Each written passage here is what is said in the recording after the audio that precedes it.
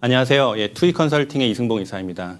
오늘 제가 드릴 말씀은 마이데이터의 미래, 생활 소비 데이터와 웹3 부분입니다. 우선 저는 한 2년 정도 컨설팅을 해왔고요. 마이데이터는 제가 17년부터 다뤄왔습니다. 그래서 K데이터 국가 마이데이터 쪽에 제가 PM을 계속 해왔고, 효성 TNS와 MCM 등에서 웹3 컨설팅도 하고 있습니다. 또 핑크나 SK CNC 같은 기업의 마이데이터 컨설팅뿐만 아니라 국가 스마트 시티 디지털 트윈 쪽에서도 제가 일을 좀 해왔습니다. 그래서 이러한 것들이 어떻게 보면 디지털 비즈니스와 연결이 되어 있거든요. 그래서 마이데이터와 웹3라는 어떤 큰 주제로 말씀을 좀 드려볼까 합니다. 우선 이 디지털 시대에서 마이데이터와 웹3에 대해서 설명을 좀 드리고요. 그 다음에 주요 변화는 어떤 것들이 있었는지, 그리고 우리가 그러면 마이데이터의 미래를 위해서 무엇을 준비해야 되는지 이런 부분들을 설명을 드리겠습니다. 우선 패러다임 한번 보시죠. 웹이 없던 웹 제로에서 웹 1, 2, 3로 진화를 하고 있습니다. 이 진화와 이 변화에는 기술이 모든 것들을 리드를 하고 있고요. 그 변화가 가장 중요하고 또 많은 것들을 주는 부분이 바로 이 미디어 쪽입니다. 웹이 없었을 때는 라디오나 TV가 우리의 어떤 미디어였다면 웹 1에서는 PC가 될 것이고요. 웹 2에서는 모바일, 그리고 웹 3에서는 드디어 메타버스가 나오게 되었습니다.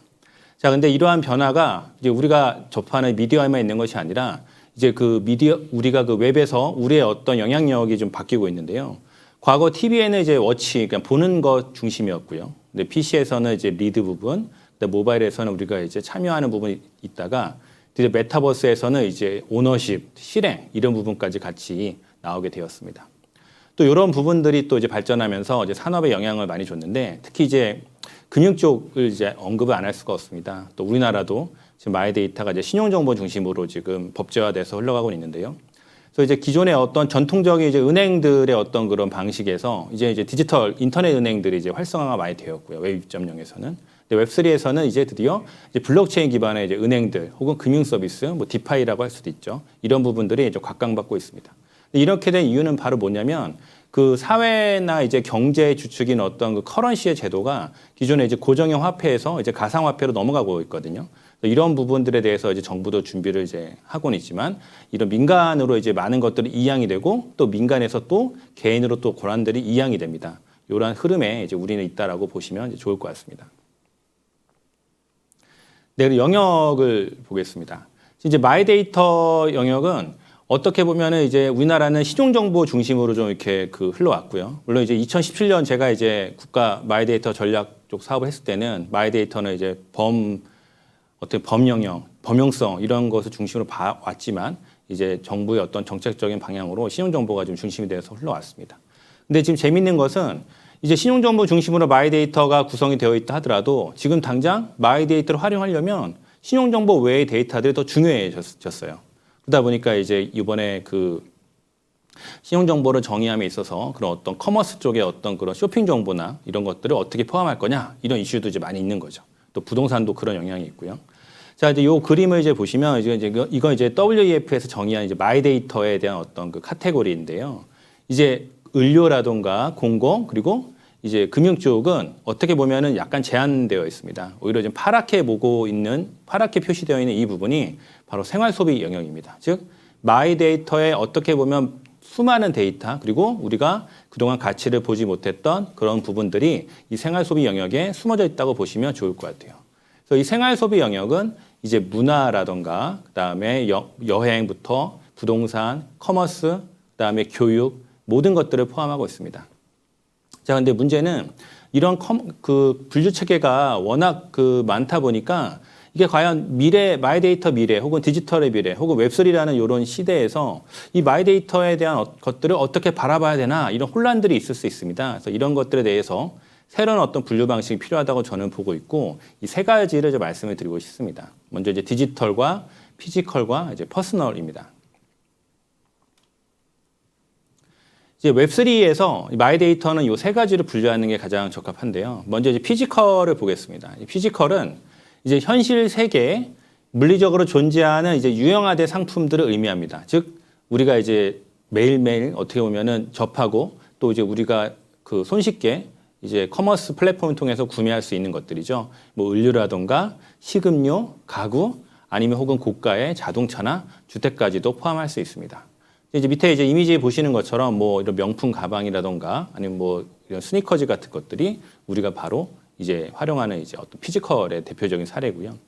이제 서비스가 있습니다. 이제 서비스는 현실 세계에서는 이제 무형으로 존재하는 상품들이죠. 그래서 판매 목적으로 제공되거나 또는 상품 판매와 연계해서 제공되는 모든 활동 및 편익을 서비스라고 하는데 우리가 지금까지 익히 알고 있는 서비스는 바로 이제 금융 서비스일 것입니다. 그래서 이제 뭐 결제라던가 뭐 자산 관리가 여기에 이제 많이 해당이 될 겁니다. 그래서 이제 이번에 이제 올해 초에 이제 마이데이터 사업자들이 이제 마이데이터 서비스를 이제 제시하고 있는데 거기 대부분이 이 서비스가 이쪽에 이제 해당이 되는 부분이고요. 근데 이제 디지털에서는 이제 새로운 것들이 많이 나왔습니다. 뭐냐? 컴퓨팅 환경에서 디지털화하여 존재하는 상품들, 또 실생활의 상품과 독립적으로 존재 가능한 상품들이 있고요. 근데 이런 상품들이 점점 이 피지컬과 이제 동기화되고 있는 것들입니다. 대표적으로 이제 여러분들이 이제 잘 알고 계시는 이제 코인이라던가 크립토 커런시라던가 또 이제 엄청나게 올해 화두가 많이 되고 있는 이제 NFT 또 이제 마이데이터에서 얘기하는 내 데이터, 즉 퍼스널 데이터가 바로 이 디지털에 해당이 되는 거죠. 그래서 지금은 그 앞서 보신 것처럼 뭐 다양한 영역으로 이 데이터를 나눌 수 있지만 그것은 이제 그 공급자 입장에서의 어떤 마인드인 거고 우리 정보 주체 입장에서는 이런 것들이 결합되는 이 세 가지의 분류, 피지컬과 서비스와 디지털 이런 분류로 보는 게 더 적합하다고 저는 이제 보고 있습니다. 네, 그렇다면 이제 마이데이터와 이제 웹3의 이제 관계를 이제 말씀을 좀 드려야 되겠습니다. 이제 웹 1에서는 이제 우리가 보통 인포메이션 에코노미라고 하죠. 그래서 정보가 집적이 되고 또 공급자가 주도하는 이제 그런 어떤 그 패러다임 혹은 문화, 개념 혹은 생태계를 의미를 합니다. 근데 이제 웹 2에서는 이제 이런 웹 1에서 발전돼서 이제 소셜, 모바일, 클라우드가 중심이 됩니다. 그러다 보니 이제 플랫폼 업체들, 이제 우리가 익히 아는 메타라던가 뭐 구글이라던가 이런 플랫폼들이 이제 시장을 이제 그 점령하기 시작을 했죠. 근데 이제 웹3는 이제 웹2에서 이제 진화라기보다는 변화인데요. 어떻게 변화했냐면 이제 마이데이터 기반의 이제 오너십 중심, 즉 우리가 정보 주체 혹은 뭐 시티즌이라고 할 수도 있고요. 이러한 어떤 데이터를 보유하고 있는 개개인들의 어떤 오너십으로 시장이 바뀌고 있습니다. 또한 이제 탈중앙형 커뮤니티, 이제 우리가 보통 얘기하는 다오라고 하는데 이 탈중앙형 커뮤니티로 이제 시장의 어떤 구조 자체가 바뀌고 있습니다. 즉 우리가 예전에 비즈니스를 하려면 개인이 할 수 있지만 대부분은 이제 법인을 만들어서 하잖아요. 근데 이제 웹3에서는 법인을 대체할 수 있는 이러한 어떤 탈중앙형 커뮤니티 역할도 충분히 있다. 이렇게 좀 보시면 좋을 것 같고요. 크게 네 가지의 어떤 그런 차이가 있습니다. 이제 웹2와 웹3 차이의 첫 번째는 바로 이제 개인이 주도한다는 거고요. 즉 이제 오너십 이코노미라는 것이 강조가 되고 나를 중심으로 이 내 경제 구조나 경제 체계를 이제 만들어갈 수가 있고요. 자, 두 번째는 이제 마이데이터 활용이 정점이 될 것입니다. 지금 우리나라는 아직 그 이제 개인정보보호법도 아직 그 개정이 안 된 상태여서 데이터 이동권에 대한 부분도 약간 약하긴 한데 그 이제 신용정보 쪽에서는 다루고 있잖아요. 근데 이런 것들이 점점 법이 더 발전되고 또 이제 앞서 들으셨던 이후의 어떤 사례처럼 데이터에 대한 어떤 기반이 이제 법조화되면 마이데이터가 점점 더 활용이 많아질 것입니다. 자, 그다음 세 번째는 바로 이제 월렛 부분입니다. 이 월렛에서 이제 얘기를 안 할 수가 없는데요. 예를 들어서 이제 그 미국의 이제 로빈후드가 그 이제 이번에 이제 금융 위기나 올해 들어서 여러 가지 이슈로 이제 주식이 많이 이제 떨어지고 혼란이 있지만 이제 월렛을 만들어서 이제 올해 오픈할 것이거든요. 이런 부분들을 많이 극복을 하고 있는데 또 우리나라 금융사들도 법제화 때문에 이제 아직 그 시장에 뛰어들지 못했을 뿐이지 월렛은 다 준비를 하고 있을 것입니다. 즉 이제 이 웹3라는 어떤 그 중앙화되지 않은 탈중앙화된 어떤 이런 환경에서 나를 대표하는 것이 바로 나의 월렛이 되는 거죠. 이런 부분이 있고요. 자, 이제 가상화폐가 이제 대중화되고 실체화될 것입니다. 이제 가상화폐를 가지고 이제 더 많은 것들을 이제 할 수가 있는 거죠. 또 그리고 이제 그 활용도라던가 그 다음에 이제 그 가상화폐로 이제 부동산을 구매한다던가 이런 부분들이 더욱더 이제 확대될 것입니다. 자, 이런 네 가지의 큰 차이가 이제 있는데요. 좀만 더 보면 자, 그러면 이제 마이데이터 웹3를 이제 그 준비를 할 때 가장 이제 고려가 되는 것이 이제 기업들일 것입니다. 이제 어떻게 웹3로 이제 사업을 해야 될까? 그랬을 때는 이제 사업 도메인을 잘 봐야 될 것 같습니다.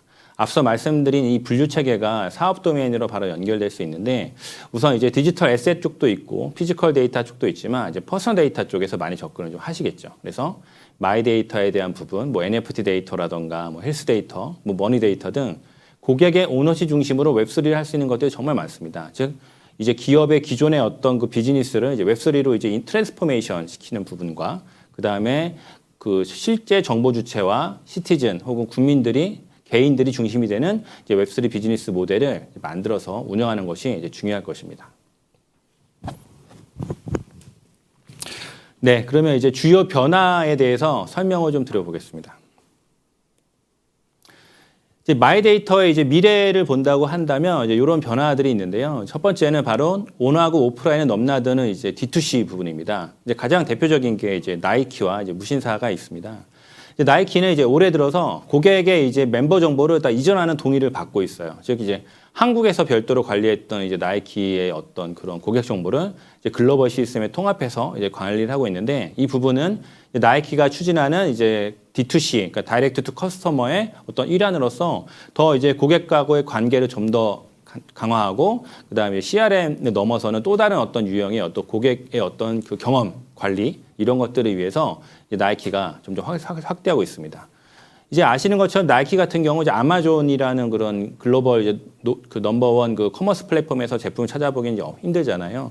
그죠? 그러다 보니까 이제 직접적으로 많이 고객들하고 접점을 맺고 판매 이런 전략 취하고 있습니다. 또 무신사도 또 재미있는데요. 이제 무신사 같은 경우는 이제 우리가 알다시피 이제 온라인의 어떤 그런 쇼핑몰로 알고 있는데 무신사가 이제 오프라인 스토어도 좀 만들었습니다. 특히 이제 2021년 5월에 이제 홍대점을 오픈했고 올해 이제 강남점까지 오픈했습니다. 그래서 재미있는 것이 무신사에서 판매하는 이제 수많은 어떤 그런 그 상품들을 이제 고객들이 직접 그 경험할 수 있는 이런 부분들을 이제 만들고 있습니다. 즉 어떻게 보면 온라인이라는 어떤 회사가 온라인을 치중했던 회사가 오프라인까지 즉 백화점이라던가 그런 쇼핑 그 어떤 그 패션 브랜드들 이런 브랜드들하고 경쟁할 수 있는 이런 부분까지 지금 뛰어들었다고 보시면 좋을 것 같아요. 그래서 앞으로는 이러한 어떤 그 D2C를 바로 그 직접적으로 수행하고 있는 업체들이 이 마이데이터의 활용성이라던가 마이데이터의 가치를 더욱더 극대화시키게 될 것입니다. 그래서 이 온오프라인 넘나드는 이런 D2C를 이제 마이데이터의 어떤 주요 변화 트렌드인데 이 마이데이터에 관심 있는 기업들은 이런 부분도 꼭 반영하는 것이 좋겠다. 이 얘기를 좀 드리고 싶고요. 네, 다음은 이제 그 플랫폼 얘기입니다.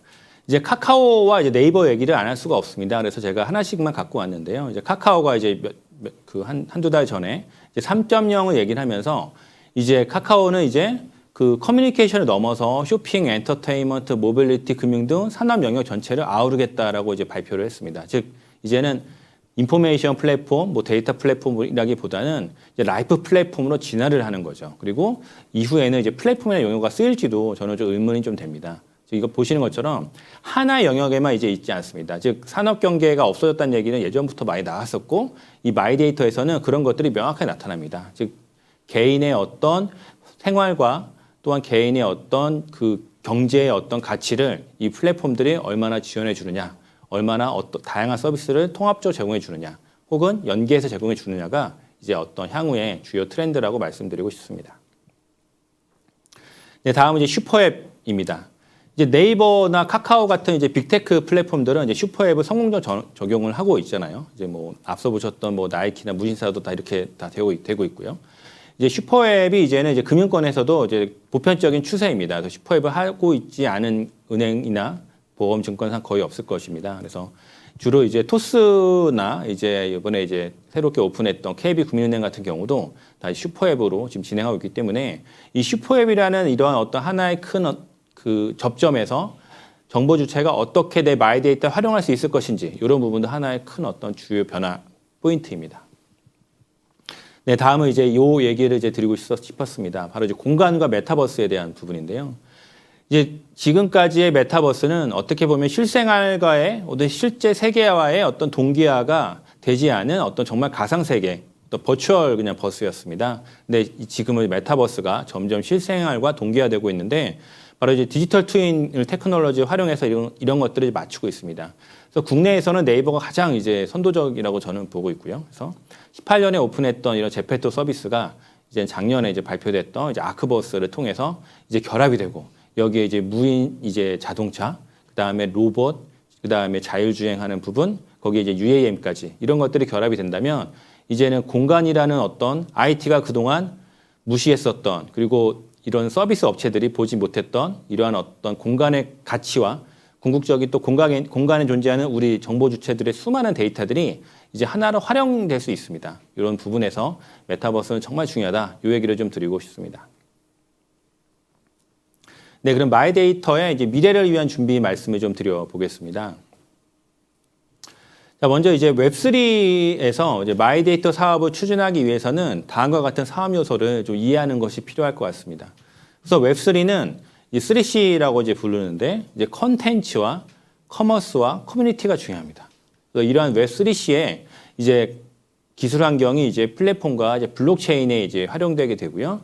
또 이런 것들을 아우르는 이제 토큰 이코노미가 만들어져야 될 것입니다. 이제 컨텐츠는 이제 보통 IP라고 얘기를 많이 합니다. 특히 브랜드로 보일 수도 있고요. 혹은 제품으로 보일 수 있습니다. 즉 웹3에서 지금 이제 NFT에서도 점점 흐름이 가상의 어떤 NFT에서 이제는 피지컬 NFT로 넘어가고 있습니다. 그랬을 때 IP를 얼마나 보유하고 있는지 기업들, 그 IP를 보유한 기업들이 강력한 경쟁력을 가지고 있는 거죠. 그래서 우리가 이제 게임에서 특히 알고 있는 뭐 블리자드라던가 그다음에 뭐 그 리니지를 소유하고 있는 뭐 NC소프트라던가 이런 업체들이 이런 IP가 있기 때문에 이런 웹3에서도 이제 영향력을 가질 수가 있거든요. 그래서 이러한 어떤 컨텐츠를 얼마나 잘 확보하느냐가 가장 좀 중요한 부분이고요. 그 다음에 이제 또 커머스가 있습니다. 이제 웹3에서는 모든 것들이 다 커머스입니다. 이 커머스가 단지 무료냐 유료냐의 차이가 있는 거고요. 또 금융거래 또한 이 커머스의 하나의 그냥 트랜잭션이죠. 그래서 이 커머스에서 어떻게 거래를 지원할 거냐, 또 거래는 어떻게 해줄 거냐. 이들에 대한 신뢰는 바로 그 신뢰에 대해서 요즘에 이슈 많이 나오는 게 이제 오라클 사업 모델 많이 나오고 있잖아요. 그래서 이제 오라클도 되게 중요한 모델인데 이 부분도 이제 나중에 또 기회 되면 말씀드리겠습니다. 자, 그다음에 이제 고객들의 이제 그런 그 참여를 높이기 위해서는 커뮤니티가 자생적 돌아가야 됩니다. 즉 일방향으로 이제 그 기업들이 기존에 마케팅 하듯이 이렇게 하는 것이 아니라요. 그 고객들 스스로 뭔가 이제 활용할 수 있는 커뮤니티가 만들어져야 되는데 이 커뮤니티를 어떻게 만들 것이냐 이것도 하나의 큰 이슈입니다. 어쨌든 이 3C가 있고요. 여기에 이제 블록체인과 플랫폼으로 운영이 되는데 가장 또 중요한 부분이 바로 이 토큰 이코노미입니다. 이제 웹3에서는 그 정보 주체들, 우리가 얘기했던 소비자들 이런 부분들이 어떤 경제적인 어떤 그 가치를 쉐어를 해야 되거든요. 즉 과거 2.0에서 이제 플랫폼들이 전체 그 발생하는 어떤 이익의 70% 이상을 가져갔다면 웹3에서는 50% 이상이 소비자들한테 돌아가야 됩니다. 이게 바로 이제 웹3에서의 가장 중요한 이제 이코노미고요. 그리고 소비자들이 참여할 수 있는 어떤 그런 가장 매력적인 어떤 이유가 됩니다. 이 토큰 이코노미를 하기 위해서는 이 토큰을 어떻게 보상하고 유통하는지에 대한 경제 시스템이 가장 중요합니다. 이런 것들을 어떻게 구성하냐가 제일 중요하고요. 뭐 이제 잘된 사례라고 말씀드리긴 뭐하지만 이제 우리나라는 이제 메타콩즈에서 이런 부분들을 이제 많이 좀 추진을 이제 하고 있다가 좀 약간의 이슈가 좀 된 부분도 있습니다. 그러나 이제 그 뭐 크립토 토큰이라든가 여러 가지 어떤 그런 해외 쪽에 사례를 봤을 때 이 토큰 이제 이코노미에 대한 어떤 좋은 부분도 많기 때문에 이 부분을 이해하는 것도 매우 중요합니다.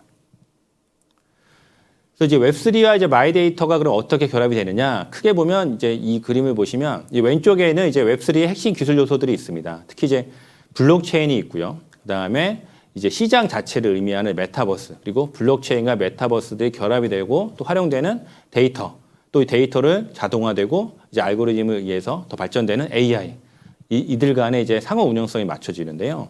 근데 이러한 기술 요소에서 결국에는 아까 웹3의 특징이 이제 미의 오너십이 중요하다고 말씀드렸잖아요. 이 오너십을 위해서는 소비자, 혹은 정보 주체, 혹은 국민, 시티즌의 이런 삶의 목적과 방식이 결합돼야 됩니다. 즉 나의 목표, 자산, 생활 소비, 관계, 커뮤니케이션이 여기에다 녹아들어야 되는 거죠.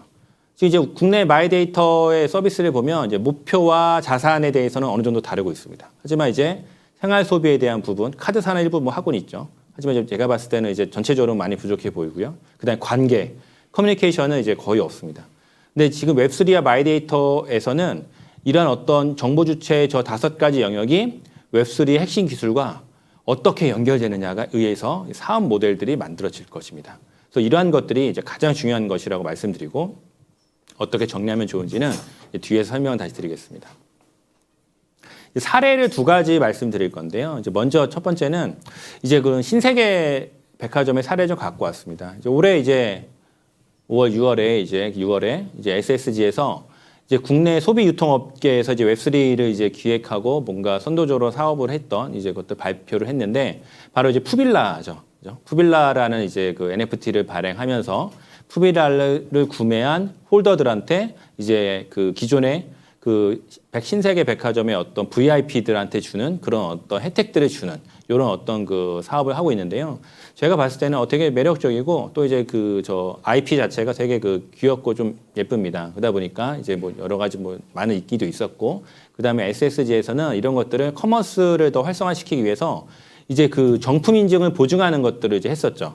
지금은 이제 어떻게 보면은 그 이 SSG가 파는 제품하고 1대1로 동기화되는 어떤 그 NFT는 아니지만 그 NFT 자체를 이제 정품 인증하는 개런티 형태로서 이제 보증서를 발행하기 시작했거든요. 그래서 이런 부분들은 이제 큰 의미가 있다라고 좀 보고 있습니다.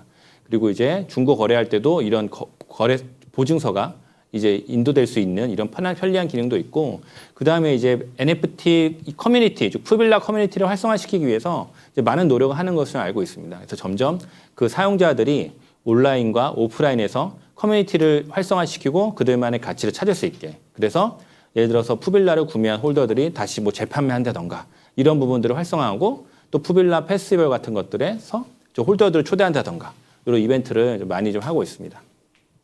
이제 좀 약간 좀 이제 좀 더 봐야 될 것은 지금은 이제 클레이튼이라는 어떤 블록체인 메인넷에서 운영이 되는데 앞으로 발전할 것인지도 좀 보면 재밌을 것 같고요. 이제 해외는 이제 쇼피파이가 있습니다. 쇼피파이가 어떻게 보면은 이제 이커머스 솔루션을 많이 좀 판매를 이제 했었던 업체인데, 물론 이제 다양한 서비스 많이 했고요. 근데 이제 쇼피파이가 이제 그 토큰 게이티드 커머스라는 개념을 가지고 이제 컨텐츠적 접근을 많이 했습니다. 저 토큰 게이티드 커머스는 되게 중요한 부분이고요. 그래서 NFT를 소유한 고객들만이 또 다른 어떤 경제 활동을 할 수 있도록 지원을 하거나 제한을 하는 부분입니다. 즉 이제는 그 NFT 자체가 이제 시작할 때는 어떻게 보면은 플렉스의 한 영역도 많이 좀 고려가 됐거든요. 그래서 좀 이런 부분들 또한 고객들에 대한 어떤 그 세그멘테이션 나눌 때도 이런 토큰 게이티드 이커머스가 많이 되고 있습니다. 그래서 이런 것들을 쉽게 할 수 있는 어떤 기능들, 또 암호화폐 거래도 다양한 커머스에 지원할 수 있는 기능들, 그래서 뭐 바이낸스라던가 뭐 코인베이스와 협업을 해서 암호화폐 결제도 지원해주는 기능들도 있고요. 또한 트위터 등과 결합을 해서 이제 커뮤니티 활성화하는 부분, 이런 부분들을 그 다른 경쟁사보다 폭넓게 그리고 빠르게 제공하고 있다 보니 앞서 설명드렸던 웹3 기반의 마이데이터 요소의 그런 토큰 이코노믹 경제 시스템에 그 가장 어떻게 보면은 좀 손쉽고 적합하게 쓸 수 있는 그런 플랫폼의 형태의 어떤 종합 서비스다라고 이해하시면 좋을 것 같습니다. 네, 그러면 이제 그 약간 정리를 좀 해보면요. 지금 이제 웹3와 이제 마이데이터에서 가장 중요한 핵심은 지금은 이제 사업 모델로 볼 수 있습니다. 그 사업 모델을 찾아야 되는데요. 이 얘기는 이제 초반에 이제 우리나라 지금 마이데이터 사업자들이 마이데이터 인허가 받았을 때 이 사업 모델을 어떻게 기획하냐에 의해 많은 고민들을 하셨습니다. 뭐 이것과 일맥통상하는 얘기로 할 수 있는데요. 자, 이 웹3와 마이데이터에서도 사업 모델이 매우 중요합니다. 자, 그렇다면 이제 우리는 아까 제가 3C 말씀을 드렸습니다. 컨텐츠와 커머스와 커뮤니티 말씀을 드렸는데 이 세 가지에서 그 이제 우선 우리가 어떠한 위치에 있는지 봐야 될 것 같아요. 그래서 우리가 강점을 가지고 있는 구성 요소는 무엇인지, 그리고 부족한 구성 요소를 어떻게 보완해야 되는지, 또한 기술 환경 자체 구축을 우리가 할 것인지, 아니면 외부 환경을 이용해서 우리가 서비스를 받을 것인지, 또한 궁극적으로는 저 토큰 이코노미를 만들어야 되는데 토큰 이코노미에서 참여자들이 보상받는 메커니즘이 안전한지 올바른 상태인지가 중요한 거죠. 이제 최근에 이제 루나 사태 때문에 많은 분들이 이제 이해하고 계실 텐데 토큰 이코노미의 건정성, 신뢰성을 어떻게 보장하는지가 되게 중요합니다. 그래서 우리가 저 3C에서 무엇을 잘하고 무엇이 부족한지 파트너를 어떻게 찾는지가 되게 중요한 부분이고요. 이 슬라이드로 좀 제안을 드리고 이제 발표를 좀 마치겠습니다.